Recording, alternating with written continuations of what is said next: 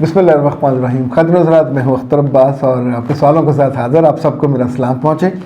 आज हमारी टीम ने सादिया हम्माद उनका सवाल चुना है। वो कहती मेरा बेटा 12 साल का है और मैं उसकी वजह से बहुत परेशान हूँ। सुनता नहीं है, बात बात पे रूठ के घर से बाहर चला जाता है, पढ़ाई में बिल्कुल उसका दिल नहीं लगता और जो हम कहते हैं वो उसके उलट करता है। तो हमें क्या करना चाहिए? अच्छा, गुजारिश ये है कि ये जो चलन है, चाल चलन ये वाला, अगर आप इसको कंटिन्यू रहने दोगे तो आने वाले बरसों में बहुत तंगी आपके लिए लिखी गई। और अगर आप इसको अभी रोकते हो, लाइक 12 साल का बच्चा अगर स्कूल जाना नहीं चाहता तो क्लैरिटी के साथ उसे बिठाइए, पूछे मेरे बच्चे क्या करना है। अगर तुम पढ़ना नहीं चाहते तो अभी तुम किसी जगह नौकरी भी नहीं कर सकते, तो फिर हम तुम्हें ये करते हैं किसी मदरसे में बिठा देते हैं ताकि पढ़ो। यानी तुम ये तालीम हासिल नहीं करना चाहते तो फिर दीनी तालीम हासिल करो, या वहाँ कुरान पाक हिफ्ज़ करो, या तुम वहाँ जो 7 साल का कोर्स है वो करो। अच्छा, ये उसे एक ऑप्शन है। दूसरा उसे ऑप्शन ये दीजिए कि फिर तुम्हें हमको टेक्निकल काम सिखाएंगे, किसी भी दुकान पे बिठा देंगे। अभी तो कि तुम बहुत छोटे हो तो तुम्हें वो छोटे बना के, चाहे किसी कंप्यूटर वाले के साथ, किसी एसी वाले के साथ, किसी मैकेनिक के साथ, तकलीफ़देह है। वहाँ गालियाँ भी पड़ती हैं, मार भी पड़ती है। कुछ जानने वाला बंदा ढूंढे, चूँकि इस तरह का बच्चा ज़रा सख्ती नहीं सह सकेगा, क्योंकि माँ तो ज़रा गाली भी नहीं निकालती, मारती भी नहीं है, सख्ती भी नहीं करती। तो बच्चा अपनी ज़िंदगी के खूबसूरत आने वाले माहौल साल को डिज़ाइन करने की बजाय एक बर्बादी के रास्ते पे अपने आप को, यानी क्या कहना चाहिए, बर्बाद करने की पूरी कोशिश कर रहा होता है। तो उस कोशिश को रोकने में माँ बाप सख्ती नहीं कर सकते। वो मुंह उठाएगा, निकलेगा, चला जाएगा नाराज़ होके, फिर आप ढूंढते फिरोगे और वापस आएगा, फिर आपको उसकी भूख का भी ख्याल, प्यास का भी ख्याल। तो जब तक ये जो शेख सादी ने लिखा था ना कि एक बंदा बार बार रो रहा था, वो कश्ती में जाते हुए पानी से डर रहा था, तो सब लोग उसके रोने, डरने और उसके हौकों से परेशान थे। तो फिर मल्लाह ने तंग आके उसका सर पकड़ा और पानी में डुबो दिया। एक रवायत ये है।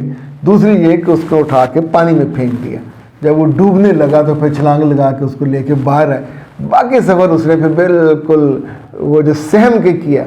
तो ऐसे बच्चों का इलाज, तीसरा एक इलाज और भी होता है, आप उन्हें मेरे पास ले आइए। यानी बहुत सी बातें जो माँ बाप नहीं सिखा पाते, हम फिर काउंसलिंग में, मेंटोरिंग में उनको समझा पाते, इसलिए कि हम फैमिली नहीं होते, पर उसको अच्छा बुरा दिखा सकते हैं कि बेटा this is the ultimate disaster जिसको तुम टच करोगे और कोई तुम्हें रोक नहीं पाएगा।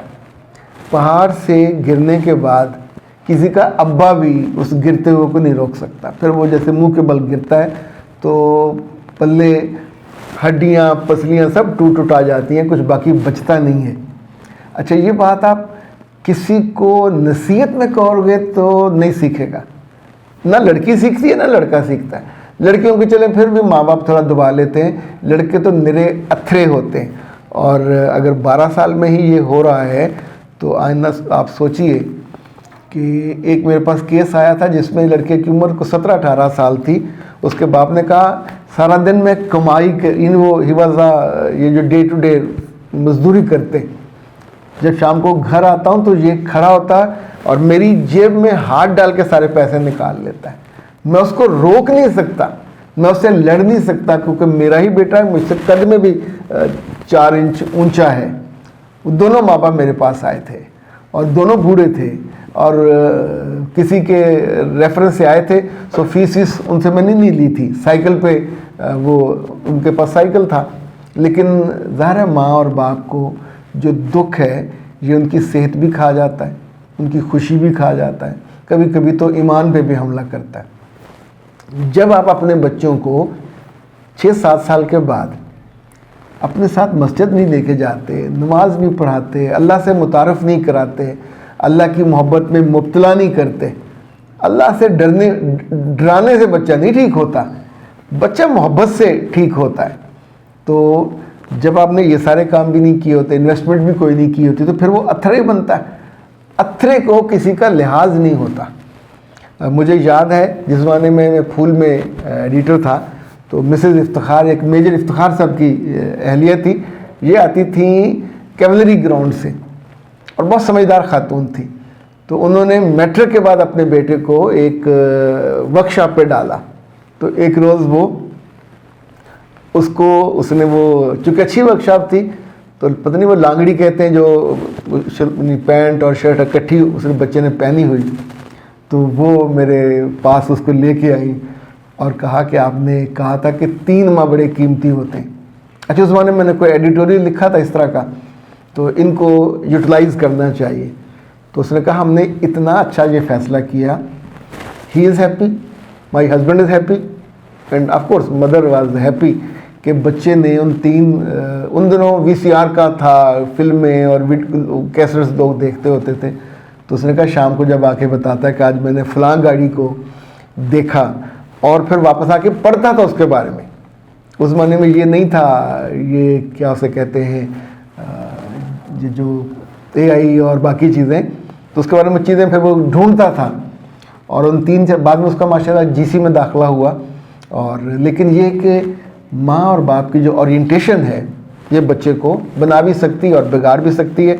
आपने इस पर सोचा, इस पे 3 मैंने आपको ऑप्शन दिए, तीनों करके देख लें जौन सा आपके लिए यूज़फुल हो।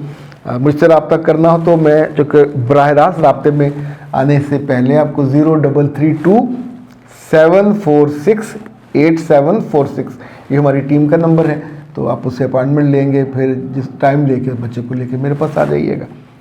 सर जी मेरी शादी होने वाली है और मैं बहुत कम बोलती हूँ, लेकिन ससुराल वालों को मेरी आदत अच्छी नहीं लगती, तो मैं बताएं मैं क्या करूँ।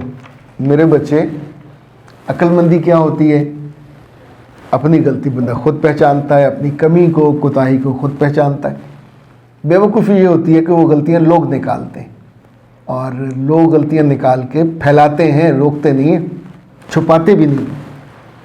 ये जो ससुराल ने कहा इसको अपने दिल के साथ, जैसे कहते हैं हिर्ज़े जान बना लें, टारगेट कर लीजिए। बोलना इशू नहीं है, इशू आपकी ओरिएंटेशन है, इशू आपका फोकस है, इशू आपका लोगों को इंगेज ना करना है। जब लड़की, अब शादी होने वाली है तो आपको बेटा इतनी अकल तो होनी चाहिए कि जिस घर में जाओगे कमरे में बंद होके कुंडी लगा के अब नहीं बैठ सकोगे। आप उस हंसते बसते घर की एक मुस्तकबिल आपके साथ जाएगा ना, फ्यूचर। सो आपको उन रिश्तों के साथ जुड़ना है, उनसे बातें करनी है, उन्हें इंगेज करना है। जो उनके दोस्त अहबाब और रिश्तेदार आएंगे, they must have the feeling कि यार ये अच्छी बहू ब्याह के लाए हैं, मोहब्बत करने वाली है, समझदार है, इसे बात करनी आती है। जो गुमसुम सर कहते हैं गुमबुट्टा, लड़की चुप करके बैठी रहे, ना पता चलेगा गूंगी है, ना पता चलेगा नॉर्मल है। और तीसरा सबसे अहम ये कि जो लड़की बात नहीं कर सकती, अपनी बात करना सीखे।